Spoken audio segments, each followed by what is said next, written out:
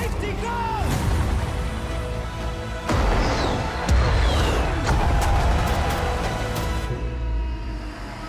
Hello everyone and welcome back to my channel. We all make mistakes regularly. We are powerless to stop ourselves. Even while we do it, a part of our brain is screaming, "This is the very wrong thing to do." But before we know it, we've gone ahead and done it already. Similarly, these phenomena can occur in video games. No matter how much Call of Duty experience you have, there are times when you believe you can take out multiple incoming players at once by charging at them with your handgun with 2 bullets in the clip. Here we are going to discuss the 10 mistakes that every RPG player makes. Starting with number 10, choose your path early. I prefer everyone to play the way they like, but there is one catch that you should be aware of, which I've observed many players are unaware of after the credits have rolled. It's critical to spend the majority of your time learning one way or the other, especially early in the game. There are important events throughout the trilogy that can have little repercussions, such as an ally potentially turning against you, but they can also have major ones. An attempt to beat enemies numerous times, but if you find yourself dying frequently and wasting time,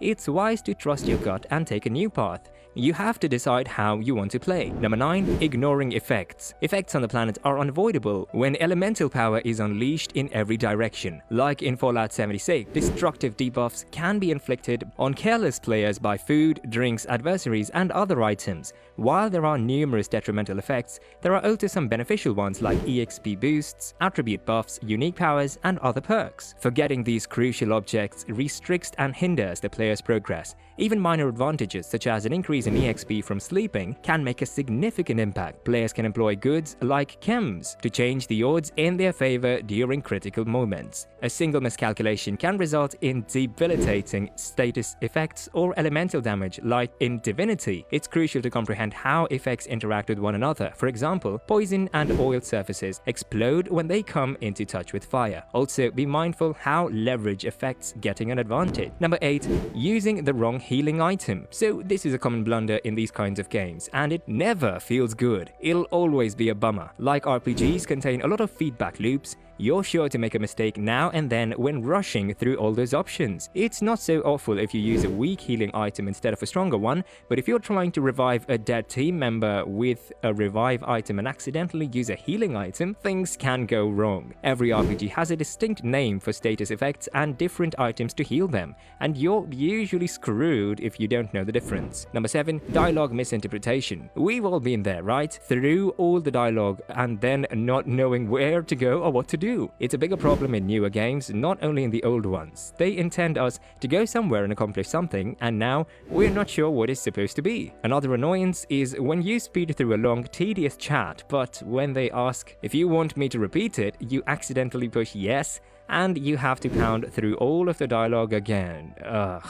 It's frustrating sometimes when you're talking to a character or companion or whatever, you want to be on their good side, so you choose a seemingly innocent option, but your character says something considerably worse than you expected. This is a more recent problem in RPGs, as evidenced by the prevalence of it in games like Mass Effect and Fallout 4. Number 6. Never using them. You plan to use it, but just for a very difficult portion where you feel like you're going to get stuck. And then you get to a really hard time and you're like, well, who knows, maybe there's a harder time. So you just save it. What's the point of lugging this thing around if you never use it after you got to the end of the game and still don't use it because it's an untouchable item in your mind? Who cares? Every role-playing game has stuff like could easily wipe out some evil men and with some fantastic scrolls which could be utilized to make the game a lot easier. Ugh, this problem occurs in most of the game, even if you're a newbie or a pro player. Number 5. Not saving often. Newer gamers should get into the habit of saving whenever they can. In RPGs, you must save frequently for a variety of reasons, but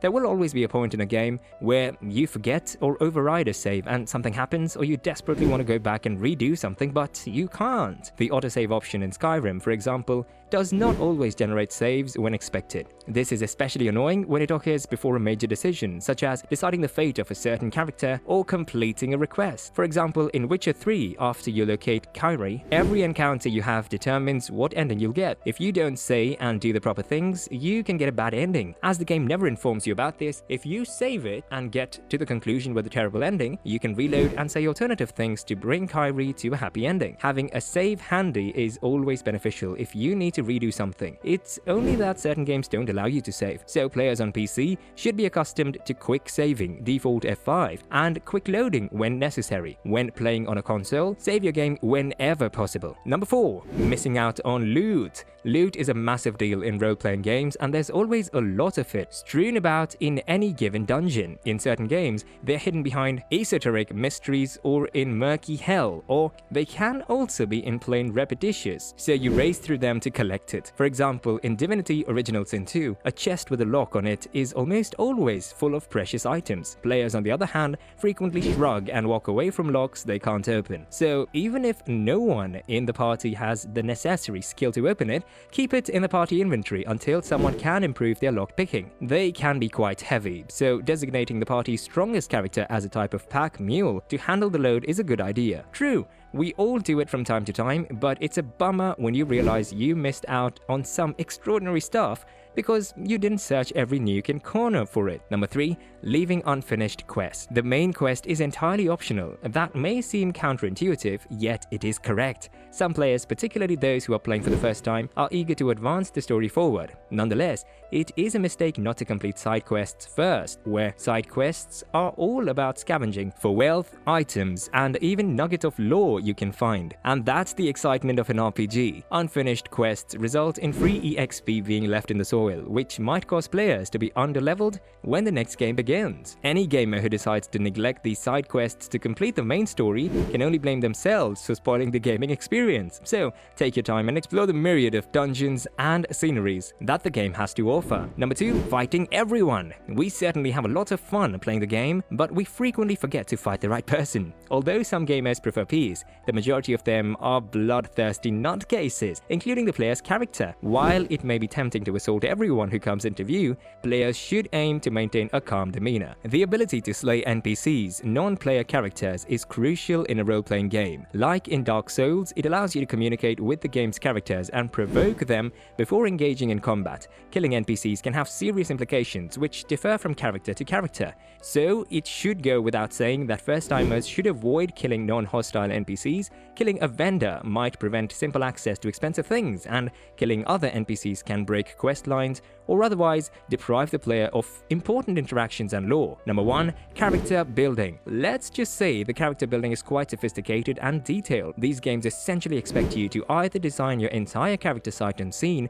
and hope it's alright, or give up and hunt up character building tips online. It's an awful thing that you have to do homework before you start a game, but it's even worse when you get a few hours in and realize that the character you made isn't going to work out and you have to start over. In such games, the character's aesthetic is more crucial than anything else, since it allows us complete control over the character's race, gender, appearance, class, skills, equipment, and history, allowing us to feel more connected to the character and immerse ourselves in the scene. I merely gave a few examples. I'm sure there are more. Those are just the ones that sprung to my head. This is it for today's video. Do leave a comment and let us know if you enjoyed this video. If you haven't already, now it's the right time to subscribe, and don't forget to turn on all notifications.